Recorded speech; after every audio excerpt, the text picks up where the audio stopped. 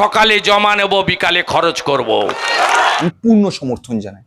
হর সিক্কে কা দো পেহলু হতা হ্যায়। মেয়েটি হয়তো বেঁচে যেতে পারতো, ফিরে যেতে পারতো তার মার কোলে। পুলিশ একটু দায়িত্ব নিয়ে নিজের দায়িত্বটা পালন করত। মেয়েটির চোখ থেকে পর্যন্ত রক্ত বেরিয়ে গেছিল। সে মেয়েটির গলায় পাড়া দেয় যে আইনের শাসন প্রতিষ্ঠা হয়েছে রাজ্যে। বিজেপির কোন সেই নেতার এই ঘটনাতে জড়িত বিন্দু মাত্র সহানুভূতি নেই তার প্রতি আমার। ধামাচাপা পড়ে যাবে না তো পুরো বিষয়টা। বেহালায় আরজি কর মেডিকেল কলেজ, মালদার ইংরেজবাজার থানার মুখ্যমন্ত্রী মাননীয় শুভেন্দু অধিকারী মহাশয়ের কাছে হাত জোর করে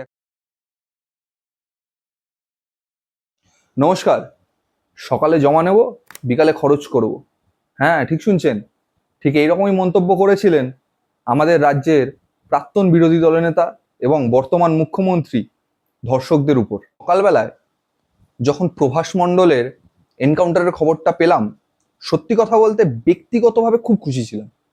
কারণ আমার মতে এই রকম ধর্ষণের মতন ঘটনা যারা ঘটায় বা যারা তাদেরকে সঙ্গ দেয়, তাদের সাথে ঠিক এই রকমটাই করা উচিত, বা এর থেকে যদি খারাপ কিছু থেকে থাকে সেটাই করা উচিত। সেই কারণেই এই রকম এনকাউন্টারের ঘটনাকে আমি পূর্ণ সমর্থন জানাই।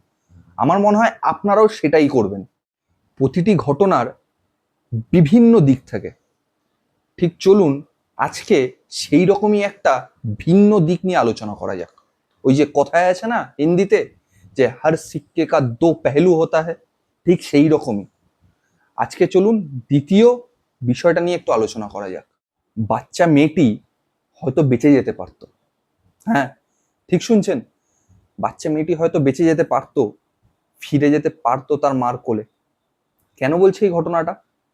কারণ যখন এই ঘটনাটি ঘটে 5 তারিখ বিকেল 4টের পরে, যেই সময় থেকে মেয়েটিকে খুঁজে পাওয়া যাচ্ছিল না, ঠিক সেই সময় কিছুক্ষণ খোঁজাখুঁজি করার পর এলাকার কিছু সাধারণ মানুষ এবং মেয়েটির পরিবারের লোকজনরা মিলে যখন স্থানীয় থানাতে যায়, গিয়ে যখন তারা মিসিং ডায়েরি বা মিসিং কমপ্লেনটা লেখায় সেখানে গিয়ে, তখন তাদেরকে থানা থেকে কি বলা হয় জানেন?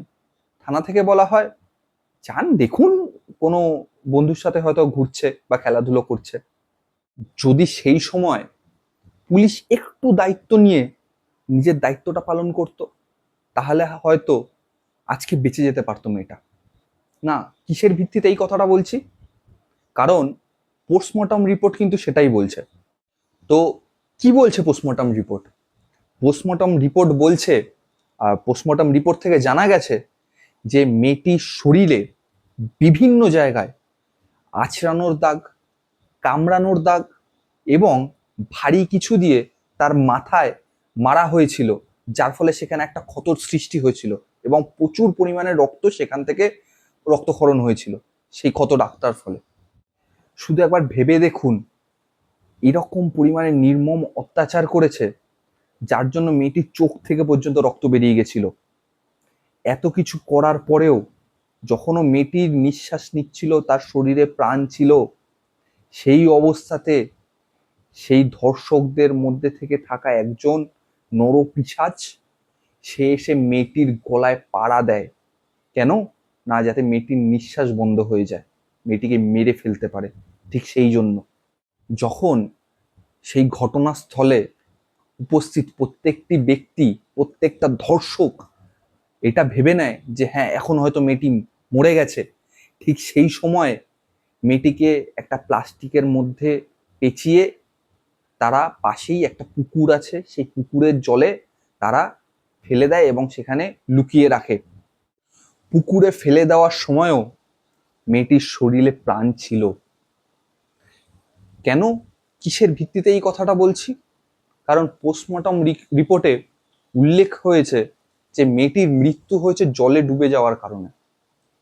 কারণ পোস্টমর্টম রিপোর্টে স্পষ্ট লেখা রয়েছে যে বাচ্চা মেয়েটির পাকস্থলী থেকে এবং ফুসফুস থেকে কাদা মেশানো জল পাওয়া গেছে। যারা বলছিলেন না কোট আনকোট যে আইনের শাসন প্রতিষ্ঠা হয়েছে রাজ্যে, তাদের উদ্দেশ্যে একটা খবর জানিয়ে রাখি যে সেই এলাকার মানে বারুইপুরের সাধারণ জনগণই কিন্তু দায়িত্ব নিয়ে মেয়েটিকে কোথায় লুকিয়ে আছে সেখান থেকে বার করা থেকে শুরু করে কারা কারা দোষী, সিসিটিভি ক্যামেরা দেখে শেষবারে মেয়েটিকে কাদের কাদের সাথে দেখা গেছে তাদেরকে শনাক্ত করে থানাতে পর্যন্ত দিয়ে এসেছিল। এখানে পুলিশের ভূমিকা কিন্তু কিছু নেই। কিন্তু পরে সেই এলাকার বারুইপুরের সাধারণ মানুষের কাছ থেকে বিভিন্ন সোশ্যাল মিডিয়া প্ল্যাটফর্মে বা বিভিন্ন ছোট ছোট খবরের চ্যানেলে কি বলতে শোনা গেছে যে না, সেই এলাকার এক বিজেপির নেতা, তার নাম শান্তনু মণ্ডল, তার কথাতে নাকি সেই থানায় যেসব দোষীদেরকে দিয়ে আসা হয়েছিল, সাধারণ জনগণ গিয়ে দিয়ে এসেছিল, সেই শান্তনু মণ্ডলের কথায় তাকে ছেড়ে দেওয়া হয়েছে। এটা কিন্তু সেই এলাকার সাধারণ মানুষরা এই দোষারোপটা লাগাচ্ছে সেই ব্যক্তির বিরুদ্ধে। এবং পুলিশের যখন উচ্চপদস্থ আধিকারিকরা আসলো তখন পুলিশের ভূমিকাটা অনেকটা বৃদ্ধি পেয়েছে, কারণ তখন পুলিশ আরো দায়িত্বশীলতার সাথে কাজ করা শুরু করছিল।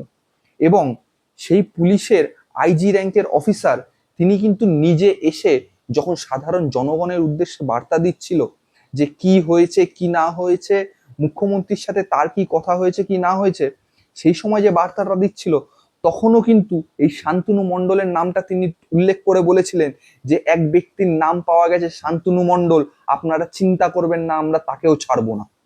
তাহলে এই কথাটা তিনি কেন বললেন সেখানে?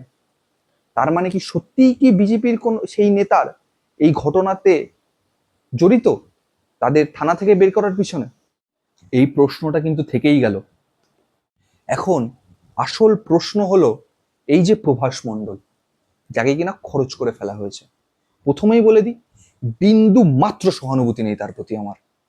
কিন্তু আপনারা একটু ভেবে দেখুন, এই প্রভাস মণ্ডল যে কিনা রাজসাক্ষী হতে পারতো পুরো সম্পূর্ণ ঘটনাটার, যে কিনা একমাত্র আই উইটনেস বা প্রত্যক্ষদর্শী ছিল এই সম্পূর্ণ ঘটনাটার, সে কিন্তু গড়গড় করে বলে দিচ্ছিল যে কিভাবে মেয়েটিকে তুলে আনা হয়েছে, কোথা থেকে তুলে আনা হয়েছে, কারা কারা ছিল এই ঘটনাতে, কি কি করেছে, কেমন ভাবে করেছে, তার কোথায় মেয়েটির মৃতদেহটাকে লুকিয়ে রাখা হয়েছে, মেয়েটির গলায় পাড়া দিয়ে মেরে ফেলার চেষ্টা কে করেছে, এই সম্পূর্ণ ঘটনাটা।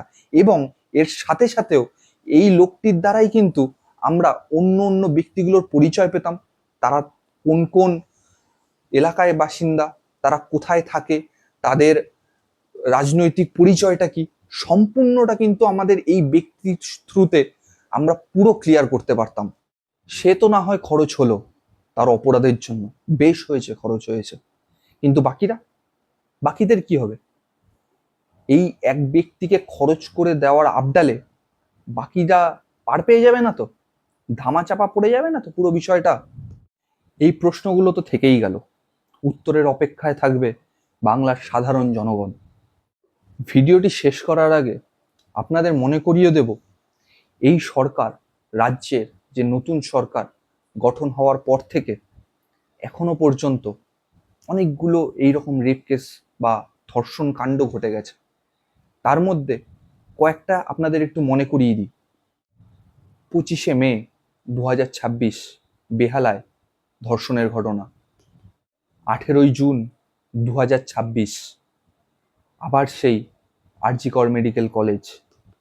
5ই জুলাই, হ্যাঁ, সেই একই ডেটে আবার মালদার ইংরেজবাজার থানার অধীনে ঘটেছে আর একটা রেপ কেস। এই ঘটনাগুলো কি হলো, কতজন খরচ হলো এই ঘটনাগুলোতে, এখনো পর্যন্ত কিন্তু কোনো খবর দেখা যায়নি এই ঘটনাগুলোর বিষয়ে। কোনো বড় বড় যে নিউজ চ্যানেলগুলো বা খবরের চ্যানেল যেগুলো রয়েছে সেগুলোতেও তো কিন্তু সেরকম পরিমাণে এই ঘটনাগুলো নিয়ে বলতে দেখা যায়নি। পশ্চিমবাংলার আপামোর জনগণের হয়ে পশ্চিমবাংলার মুখ্যমন্ত্রী মাননীয় শুভেন্দু অধিকারী মহাশয়ের কাছে হাত জোর করে একটা অনুরোধ করব যে এই দোষীদের যেন দৃষ্টান্তমূলক শাস্তি দেওয়া হয়।